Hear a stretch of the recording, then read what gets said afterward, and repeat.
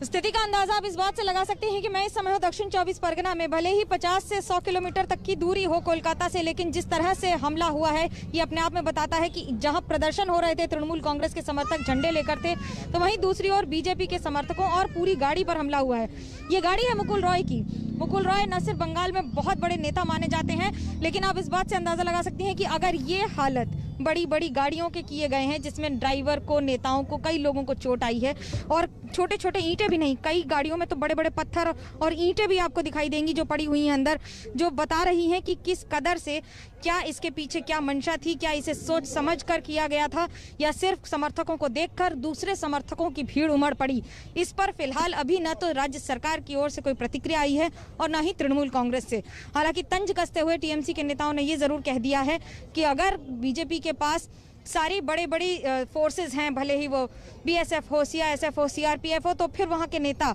या उस पार्टी के नेता डर क्यों रहे हैं। जेपी नड्डा का 2 दिवसीय दौरा कई मायनों में बड़े संदेश लेकर आया है, जहां एक और भवानीपुर यानी कि मुख्यमंत्री ममता बनर्जी की असेंबली कॉन्स्टिट्यूंसी में उन्होंने डोर टू डोर कैंपेन किया, तो वहीं अब दूसरी ओर अभिषेक बैनर्जी जो न सिर्फ उनके भतीजे हैं बल्कि तृणमूल कांग्रेस के सांसद हैं और बड़े नेता माने जाते हैं पार्टी में, जिसके उनके इलाके में आकर मछुआरों से मुलाकात, पार्टी के कार्यकर्ताओं से मुलाकात, और उस बीच में इस तरह की एक पूरी घटना जो अपने आप में बयां करती है कि राज्य में प्रदर्शन और गणतंत्र की स्थिति किस तरह से किस तरफ जा रही है। जी मनोके, जब अमित शाह इससे पहले वहां पर आए थे तो वो भी अपने कार्यकर्ता जिसकी मौत हुई थी ऐसी एक घटना में, वो वहां उनके घर भी गए थे। और बीजेपी जब भी वहां पर अपने कैंपेनिंग के दौरान गुजर रही है तो वो बार बार ये आरोप लगा रही है ममता सरकार के ऊपर कि इस तरह की हिंसा में निशाना बनाया जा रहा है उनके कार्यकर्ताओं को, ये पॉलिटिकल किलिंग्स हैं। और अगर ऐसी घटनाएं जमीन पर हो जाती हैं तो फिर ये तो उस आरोप को और ज्यादा बल देती हैं।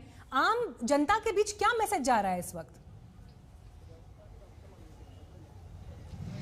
आम जनता अपने आप में ये संदेश देख भी रही है, सुन भी रही है, समझ भी रही है। इसके 2 पक्ष हैं। पहला, राज्य सरकार की ओर से क्या बार बार अनदेखी की जा रही है और जानबूझकर इन सारी लोगों को और इन सारी जगहों को इस तरह से आश्रय दिया जा रहा है, और दूसरी ओर कि क्या बीजेपी सिर्फ झूठे आरोप लगा रही है या उसकी पुष्टि भी हो सकती है। आज इस तरह की घटना हुई है जिसमें न सिर्फ ईंटें, पत्थरबाजी हुई है और जो नुकसान हुआ है न सिर्फ गाड़ियों का बल्कि लोगों का, चोटें आई हैं कई लोगों को। पार्टी का कहना है करीब 40 से ज्यादा लोग इस समय अस्पताल में हैं। जेपी नड्डा की गाड़ी को कोई नुकसान नहीं हुआ क्योंकि उनकी गाड़ी बुलेट प्रूफ है, और वहीं दूसरी ओर उनकी गाड़ी या उसमें बैठे किसी भी व्यक्ति को चोट और खरोंच नहीं आई, लेकिन गाड़ी का नुकसान और गाड़ियों का नुकसान अपने आप में बयां करता है कि ये हो सकता है